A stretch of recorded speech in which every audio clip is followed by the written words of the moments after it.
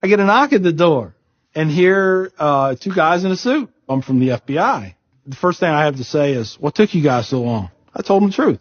I was going to make my own IED, and I was going to set across the Islamic Center over in a bank's parking lot, and I was going to dial it in and just watch the show. Growing up, I saw a movie, and it was Rambo. Rambo was tough, respected. He had intestinal fortitude. I said, that's what I want to do. I went off and joined the Marine Corps. I wanted the action. The first time I got shot at, I remember looking at my watch and I says, man, this time last year I was in English class. I fought several times in the Middle East, Desert Shield, Desert Storm, South America, Philippines, Somalia. I think the worst things that I have seen is dead children. I had to suck it up. I had to be there for my guys. Each one of those teardrops stands for a confirmed kill. I stopped adding after 26. Where I was taught, Marine Corps, just own it and then let it go. But there comes a time when there's too much of that, and you can't turn it off anymore. I want you to give me a window into your state of mind at that time.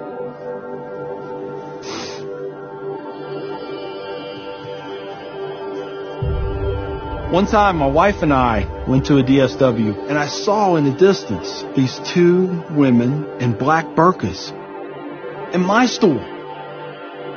I cried as I prayed for enough strength to go over there and break both their necks. I was just angry. I was just full of hate, and it just fed off itself. At that point, I was drinking a half gallon of vodka every 2 days. I had devised a plan, create my own IED, homemade bomb, and I was going to set it off right outside the Muncie Islamic Center. 200 plus killed or injured. That was the plan. I saw an opportunity to do one last thing for my country. This was my rationale. I knew I would end up in a federal prison with a needle in my arm. I didn't care. My hatred of Islam. It was the only thing that was keeping me alive. So one day my daughter comes home, second grade maybe. She was telling me about this little boy who sat across from her. His mom came to get him. She said she had scarves on her and she had a dress all the way down to her feet and you couldn't see her on nothing but her eyeballs. At that point I snapped. Started spewing things out of my mouth that should never be said in front of children or anything.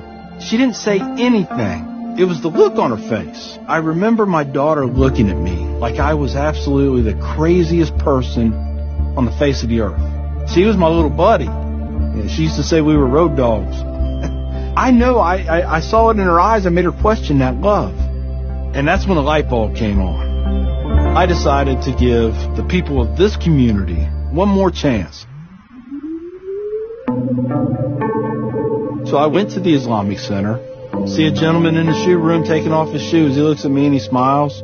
He said, can I help you? And I said, yeah, I want you to teach me about Islam. So he went and he gave me a Quran. Read this. Come back when you have questions. So I did. And I would see things in the book. I'd be like, there it is. I got it right there. Explain that to me. And they would. This was a kind of awakening. Long story short, 8 weeks after that first day I stepped into the Islamic Center, I became a Muslim.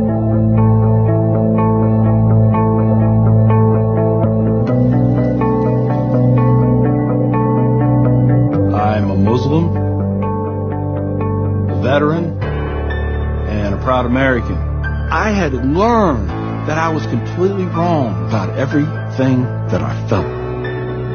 You know, Judaism had a message, Christianity had a message, Islam had a message. Funny thing is, though, it was the same message. It was about peace, and it was about love.